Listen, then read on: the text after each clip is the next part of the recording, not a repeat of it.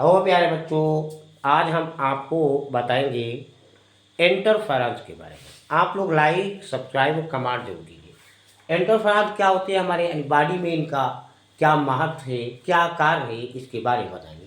हमारा जो शरीर होता है, हमारा जो बॉडी होता है, वो कोशिकाओं से मिलकर के बनता है।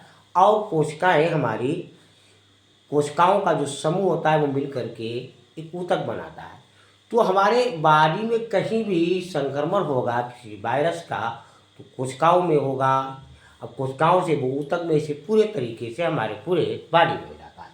तो अब वायरसों से संक्रमित यानी वायरस से संक्रमित कोई कोशिका, अब जब कोशिका हुई या ऊतक हुई, अब करोड़ों कोशिकाओं से हमारा पूरा बॉडी बना हुआ है। तो अब पूरा बॉडी नहीं होना चाहिए, यानी प्रकृति ने ऐसा सिस्टम बनाया है कि पूरा बॉडी हमारा संक्रमित ना हो, नहीं तो हम खतरे में हो जाएंगे। तो जैसे ही कोई संक्रमित कोशिका या ऊतक और हुआ और उसमें एक उसके द्रव में एक विशेष प्रकार का यानी एक प्रोटीन निकलती, प्रोटीन स्राव करती है। क्यों? क्योंकि अब दूसरी कोशिकाएं संक्रमित ना हो, तो दूसरी संक्रमणों की रक्षा करते हैं इंटरफेरॉन एक प्रकार की। तो वायरसों से संक्रमित कोशिकाएं ऊतक द्रव में विशेष प्रकार की प्रोटीन का स्राव करती हैं, जो शरीर की अन्य कोशिकाओं को वायरस संक्रमण के प्रति सुरक्षा प्रदान करती हैं। और इन्हें ही हम इंटरफेरॉन कहते हैं, इन्हें ही इंटरफेरॉन कहते हैं। अथवा इस तरीके से भी कह सकते हैं कि वायरसों से संक्रमित कोशिकाएं विशेष एंटीवायरल प्रोटीन बनाती हैं और इनका स्राव ऊतक द्रव में करती हैं। इन्हें ही हम एंटीवायरल या इंटरफेरॉन कहते हैं। इंटरफेरॉन की जो खोज की थी तो एक वैज्ञानिक थे आईजी या लिंडमान नाम के वैज्ञानिक थे। इन्होंने इंटरफेरॉन के खोज की थी, इंटरफेरॉन के बारे में बताया था।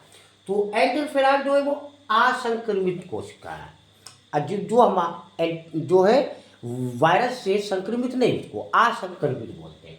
तो इंटरफेरॉन असंक्रमित कोशिकाओं की सतह पर यानी चिपक कर वहाँ चिपक जाता है और चिपक करके एंजाइम के सेंसरेशन को प्रोत्साहित करता है, बनाओ बनाओ एंजाइम बनाओ।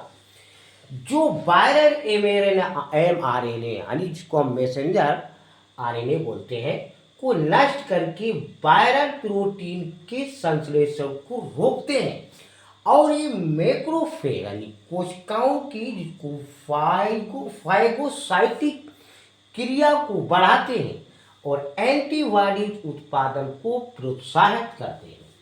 तथा जो टी लिम्फोसाइट्स होता है उसकी साइटोक्सिन को प्रोत्साहित करते हैं। इंटरफेरॉन के इस गुण के कारण, ये इंटरफेरॉन के गुण हैं। इस गुण के कारण इंटरफेरॉन को हम जिसे कोई कैंसर की बीमारी हो जाती है या हेपेटाइटिस हो जाता है तो उसमें इंटरफेरॉन का प्रयोग करते हैं, उपयोग करते हैं। बच्चों आपको समझ में आ गया, लाइक और सब्सक्राइब जरूर कीजिए, कमेंट जरूर कीजिए।